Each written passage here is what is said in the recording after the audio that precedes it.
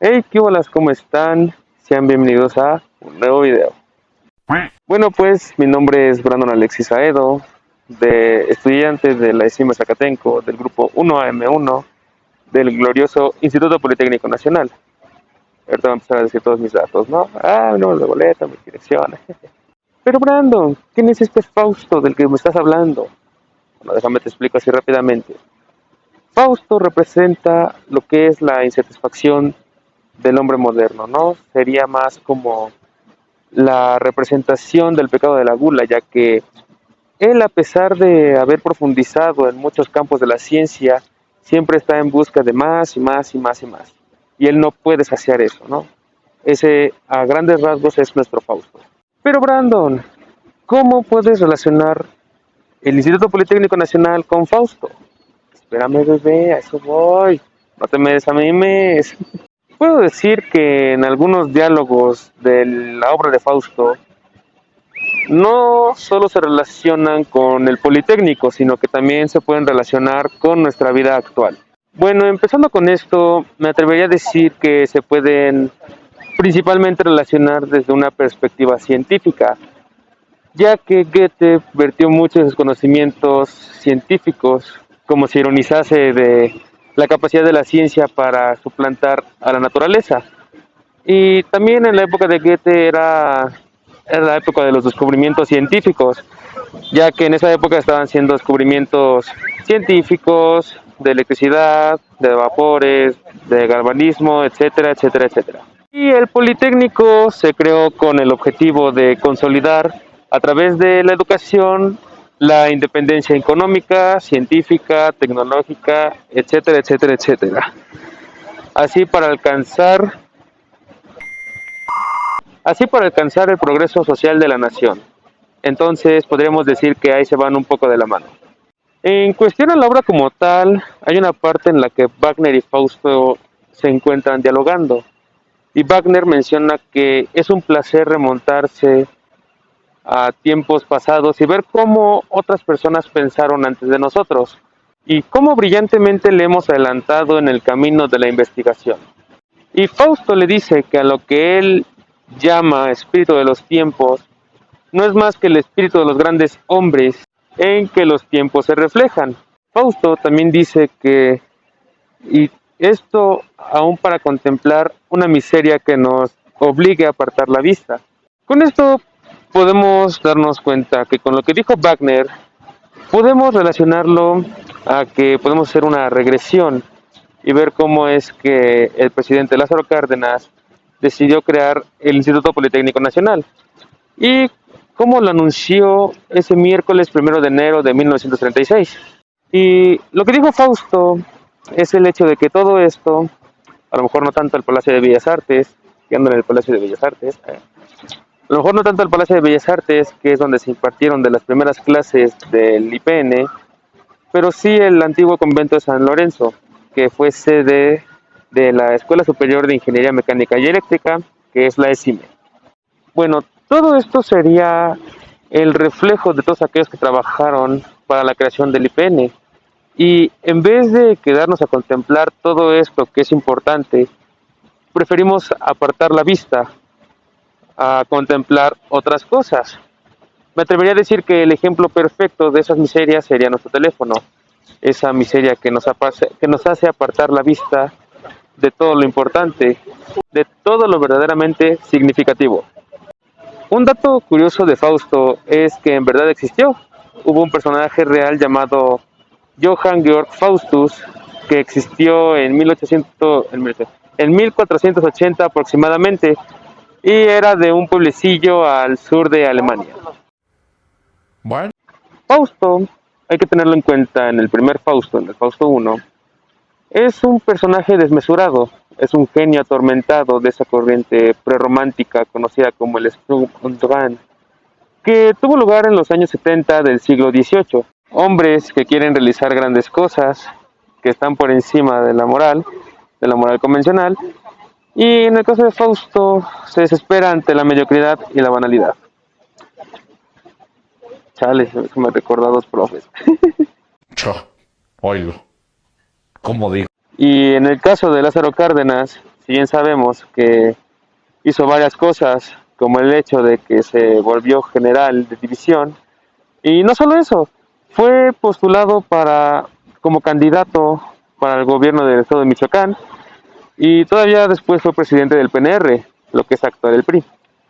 Y podemos decir que todavía después se hizo presidente de los Estados Unidos mexicanos, y ya al final, no de toda la trayectoria que hizo, pero ya al final hizo lo que es el Instituto Politécnico Nacional. A resumidas cuentas, siento que Lázaro Cárdenas pertenece a esta parte de los grandes hombres que quisieron e hicieron grandes cosas. Dato curioso, no solo existe un solo Fausto, sino que existe una cantidad muy variada de distintos Faustos, hablando en cuestión literaria, obviamente, ya que Goethe se alimentó de una larguísima tradición y de distintos materiales que él reúne en torno a un personaje ya conocido, que era conocido desde la Edad Media y del que se habían escrito ya muchas obras distintas sobre él. Y Goethe desde pequeño ya conoció la versión de Fausto que hacían los actores de ambulantes. Ellos hacían una versión de Fausto pero con marionetas, que era muy popular en ese entonces para niños y adultos. Y él conoció la versión de Fausto de Marlowe. Y ya un tiempo después él ya conocería la versión en su texto real. Huevos. Si muy bien, tanto tú como yo, el resumir todo lo que se podría decir de el Politécnico y de Fausto en 20 o 40 minutos es imposible, ¿no? Porque en el caso del Politécnico, su historia se remonta incluso desde 1843, con la creación de distintas instituciones independientes, como las escuelas de agricultura, artes y oficios, o como el Instituto Comercial, que esta sería la actual Escuela Superior de Comercio y Administración, etcétera, etcétera, etcétera, hasta llegar a 1936, que ya sería la creación actual del Instituto Politécnico Nacional. Esto existe gracias a una agrupación de algunas escuelas profesionales ya existentes. Y con Fausto hay que decidir por dónde tira uno, ¿no? ¿Qué perspectiva tomar? Ya, cabrón, hable bien. ¿Qué perspectiva tomar? ¿Por qué? Pues porque Fausto se puede hablar desde perspectivas filosóficas, se puede hablar desde perspectivas científicas, se podría hablar y mucho desde perspectivas literarias, porque Goethe vierte también hay asuntos de crítica literaria, vierte debates literarios y, obvio, debates literarios de su época. Incluso también se puede hablar desde perspectivas teológicas, desde una perspectiva teológica. Y uno podría decir que es imposible relacionar a estas dos cosas, ¿no? Pero se puede, de un modo u otro, pero se puede relacionarlos. Si bien en el libro se puede interpretar a que es imposible que lleguen a encontrarse en un mismo plano Fausto y Mefistófeles, ya que Mefistófeles nunca va a poder satisfacer a Fausto y nunca va a saber ni entender quién es Fausto, ¿no? Porque al fin y al cabo Fausto es un hombre moderno. En términos más simples, Fausto siempre va a estar mirando hacia arriba y Mefistófeles va a estar viendo siempre hacia abajo, ¿no?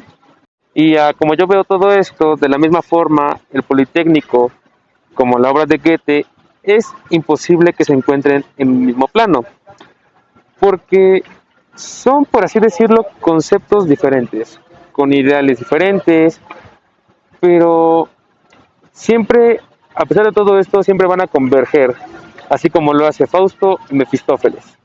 Adivinen qué, adivinen qué. Ahí les va otro dato curioso. No, hombre, hoy vengo con todo, O sea, hoy traigo datos. Hombre. Fausto. Fausto no fue una obra que Goethe compusiera y la cerrase en una fecha específica, sino que fue un trabajo de toda una vida, ¿no? Fue un verdadero work in progress.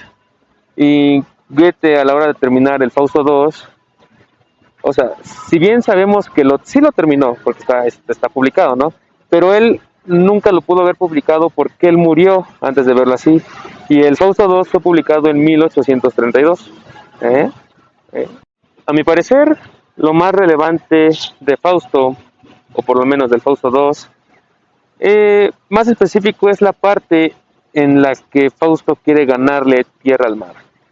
Entonces, Mefistófeles hace que le ayude al emperador a ganar una guerra. Esto quiere decir que de este modo recibe del emperador tierras al borde del mar. Además, Fausto, ya con 100 años, construye su propio palacio y cumpliendo así su deseo, Fausto continúa creando nueva sociedad con paz y justicia, ¿no?, para los habitantes que ahí habitan. Esto se parece mucho a la creación del Instituto Politécnico Nacional, ya que se creó después de que pasara la Revolución Mexicana. Podemos interpretarlo a que pasó después de la guerra con Fausto, ¿no? Y una de las finalidades que tenía era la de llevar la educación a todas las distintas clases sociales, ¿no? Buscaba acercar a los hijos de los obreros, así buscaba también acercarla a los hijos de los campesinos, y esa es la mística que va a haber detrás de esta institución educativa. O sea que tiene mucho en común porque pasó la revolución, podríamos interpretar lo que fue la guerra en la historia de Fausto, ¿no? Se creó la ciudad en la historia de Fausto, se creó el Instituto Politécnico Nacional para todas aquellas personas que allí habitaban, para las personas que habitan aquí en México, ¿no? O sea que ahí es como que el punto clave para la relación de estas dos. Tras la escena en la que Fausto por fin ha pronunciado las palabras, esas palabras de detente, eres tan bello, cae muerto con más de 100 años. Y pues Mefistófeles lógicamente cree haber ganado la apuesta. Por lo tanto, se hace rápidamente con el alma de Fausto. Y a partir de aquí empieza una parte final, con muchas posibles lecturas bastante alocadas como lo fue el Fausto II. Porque, para empezar, a Mefistófeles le arrebatan el alma de Fausto. Se le arrebatan una serie de angelitos que están desnudas. Y a Mefistófeles le entra un ataque de lujuria. Y en esa distracción le quitan el alma de Fausto. Y pues se la llevan al cielo, lógicamente. Lo cual parece un tanto grotesco en este final de la obra, que es muy paradójica. Para empezar, no sabemos si este final en la que Fausto por fin pronuncia esas palabras, ilusionándose con esos diques, ¿cómo tenemos que entenderlo? Porque las ansias desmesuradas del Fausto, uno parece haberse transformado en las ansias de un buen ingeniero de canales, caminos y puertos, ¿no? Entonces, esto encajaría más en el espíritu pragmático del positivismo científico, para ser más exactos, del siglo XIX, que también ahí, en la época de Goethe, iniciándose, no encaja bien con el Fausto desmesurado de la primera parte, o sea, no encaja bien con ese Fausto. Pero naturalmente no es solo eso, aunque también hay quien lo lee así como un canto al positivismo, a que, bueno, al fin de cuentas, al menos gracias al progreso técnico, podemos mejorar la vida de la gente, hacer que viva mejor, que no pase hambre, etcétera, etcétera, etcétera. No es poco, pero sería poco para las ansias de Fausto. Probablemente, por otro lado, se le lleva el alma al cielo, porque se tiene que resolver. Bueno, ya se ha resuelto de esta manera un poco extraña la puesta en la tierra, la de Fausto y Mefistófeles, pero tenemos que saber qué pasa con la puesta en el cielo entre Dios y Mefistófeles. Y efectivamente el alma es llevada al cielo, pero lo que se ve en las escenas últimas es una gran parafernalia de santos, santas, etcétera. Y la forma en la que se salva finalmente el alma de Fausto es porque efectivamente al final aparece una penitente, y esta antigua penitente antes llamada Margarita, esa se vio en el Fausto I, que intercede por Fausto para que sea salvado. La obra termina alabando al eterno femenino. Tal vez se puede interpretar a que debamos entender que se refiere al amor, el amor es lo que nos salva finalmente. Es, el amor es ese poder. El amor puede ser la filantropía, esta última que parece poder hacer feliz a Fausto, ya que el amor bajo cualquiera de sus formas tal vez sea lo único que pueda salvarnos y llegar a satisfacer ese ego inconmensurable del hombre moderno. En todo caso, al final arroja bastantes dudas, porque tiene partes muy grotescas y extrañas de lo que no queda duda, eso está muy claro, es de que Fausto se salva. Eso está clarísimo. Pese a sus muchos crímenes, porque no solo es un total descreído respecto a la religión, sino que se ha hecho culpable tanto de la muerte de Margarita y toda la familia de Margarita, o como en el Fausto II, al final de la muerte de dos ancianos que viven en su humilde casita, y estos ancianos son lo contrario a Fausto, ¿no? O sea, se satisfacen con nada, una vida casi de miseria, y son felices sin aspirar a nada más. Y Fausto los hace eliminar y mueren de una forma espantosa, horrible, porque Mefistófeles se encargó de ello, para poder obtener las tierras en las que viven, para su gran proyecto de los diques. Por lo tanto, ni siquiera en ese proyecto es capaz de hacerlo sin incluir al mismo tiempo en un gran delito, en un grave error. Y, más sin embargo, Dios lo salva. Entonces hay que preguntarse, bueno, hay muchas respuestas más bien posibles por qué se salva Fausto, ¿no? ¿Por qué a pesar de todo lo que hizo se salva Fausto, ¿no? En uno de los versos que se dice casi de pasada, o sea, rápidamente, el que se esfuerza bien merece ser salvado. Y efectivamente lo que no le podemos reprochar a Fausto es no haberse esforzado. Ha echado toda su vida al tablero, toda su alma, y ha arriesgado todo. Ha buscado imparablemente a lo largo de toda su vida y no se ha conformado con cosas triviales, cosas como lo material, sino que ha buscado más allá. En ese sentido sí que es merecer que algo como ese final, en que es salvado, y además ya sabemos que en el cielo han gustado más los hombres pecadores arrepentidos que los mismos hombres buenos. Fausto ha errado mucho, pero también se ha esforzado mucho, entonces tal vez por esto se salva. Tal vez se salva por el amor, tanto el de Margarita como su proyecto filántropo.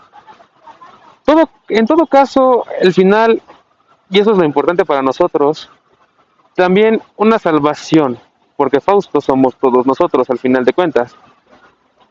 Todos somos ese hombre moderno que andamos toda la vida corriendo en busca de logros, de ambiciones, de placeres materiales, etcétera, etcétera, etcétera. Y corremos y se nos va la vida y nunca encontramos la satisfacción. Y de este modo Goethe nos salva también a todos nosotros, a estos hombres modernos, egoístas y eternamente insatisfechos. Pero a lo mejor, pese a todo esto, cuando no caemos en la mediocridad y nos esforzamos, tal vez tengamos una oportunidad de salvación. Otro dato curioso, ¿eh? En el Fausto II, en la parte del emperador, hay un momento en el que el emperador pueda tener todo el dinero que necesita. Mefistófeles y Fausto inventan el papel moneda. Ya cabrón, hable bien. Inventan el papel moneda. Antes de que existiera, estamos hablando de tiempos medievales. Pero, ¿por qué ocurre esto? Porque Goethe está introduciendo una crítica moderna al capitalismo, al moderno capitalismo, en donde ya todo es virtual y se especula con la nada. Ni siquiera el dinero real, porque lo que hace Mefistófeles y Fausto es imprimir papel sin ninguna garantía sin ninguna garantía detrás, o la garantía que se supone que tiene detrás son los supuestos tesoros que hay enterrados o que debe de haber enterrados en algunas partes de Alemania. Y esto es igual a lo que ocurrió en Alemania en 1923. Gracias a una terrible inflación, se imprimió moneda, la cual se llamaba el marco renta, y el valor supuesto de ese dinero era el cálculo del valor teórico que tenía el suelo alemán. Es decir, nada, o sea, prácticamente nada. Se especulaba con la nada. Es una crítica al capitalismo porque esta especulación hace que haya gente que se aviente, se tire de un quinto piso porque se ha arruinado todo esto. No tiene ya ninguna gracia y esto lo critica Goethe. Bueno, ya para concluir, me voy a centrar un poquito más en la obra, ¿no? Y es que el sentido último de la obra es decirnos que el ego moderno, ese ego que no es el de la época medieval de Mefistófeles, sino el de la época de Goethe y en adelante, desde que se ha dicho, pienso luego existo, y el yo nos ha puesto en el centro de todo. Antes estaba Dios por encima, el hombre debajo, y pues era otra cosa, ¿no? Pero desde que está el yo en el centro, somos todos egocéntricos, inevitablemente. También mencionando que ese ego moderno, insaciable, que ya se centra solo en sí mismo, es lo que representa a Fausto en el mundo moderno. Ya no tenemos ni conexión real directa con la naturaleza, qué hipócrita me dio, ¿verdad? Como sí la podía ver en esa antigua Grecia, con la que soñaban los alemanes, ni tampoco grandes creencias por encima de nosotros que expliquen el sentido de la vida, ni un sentimiento verdaderamente colectivo de algo superior al hombre que nos haga relativizar la importancia del hombre, sino que cada uno vive para sí mismo y, y, es, y es principio y fin de todo, mientras que el hombre premoderno solo aspiraba a llevar su vida diaria lo mejor posible, disfrutando con todos sus los momentos pequeños que aparecían de dicha y dejando claramente para el más allá la felicidad plena, porque sabían que en ese mundo, y pues, por eso nunca estaban insatisfechos. El hombre moderno se ha empeñado en situar la felicidad aquí, en el más acá, en todo esto, y en sus logros personales, y esa es su perdición, y ese es Fausto, que nunca encuentra la felicidad porque es imposible al final de cuentas. Y desde que nuestro cielo está vacío, ya ni siquiera aspiramos a lo alto, sino que nos centramos más aquí abajo, en la tierra, y con nuestra sabiduría, nuestro dominio técnico sobre la tierra ya explotada al máximo por nosotros a nuestro servicio, todo esto es una carrera imparable por dominar todo y por satisfacer nuestras vidas con logros consumistas, que cada vez que satisfaces uno te aparece otro. Y nunca puedes llegar al final porque en el fondo a lo que aspiramos es a la eternidad. Y desde que no nos aguarda nada en el otro lado, y como eso es imposible, nos vamos engañando en esa frenética carrera de poseer cosas y pues, desde luego la insatisfacción siempre estará servida. Ahora sí, último dato curioso del día de hoy. Anduve con todo, ¿eh? Bueno, sabemos que en el Politécnico hay dos equipos de americano, las Águilas Blancas y los Burros Blancos. Me voy a centrar en este último porque la historia que hay en su escudo es muy bonita, es algo muy bonito. Antes de que se construyera el estadio Salvador Camino Díaz, pues estaba toda la terracería. Ellos apenas iban a construirlo en aquellos tiempos y los jugadores de ese tiempo, una vez al llegar a sus prácticas, se encontraron una burrita de pelaje casi blanco, toda bonita, y pues esa burrita no se iba. Entonces, estos jugadores lo que decidieron hacer es adoptarla como su mascota y pues así adoptaron también su nombre de Burros Blancos y ese es el escudo actual de los Burros Blancos. Y bueno, esto sería todo por el video de hoy. Espero que les haya gustado. Al final y en la descripción estaré dejando las referencias que usé para la elaboración de este video. Y pues nada, déjame en los comentarios qué te pareció. Y pues una manita arriba, no sé si es que te gustó. Y pues nada, nos vemos hasta la próxima.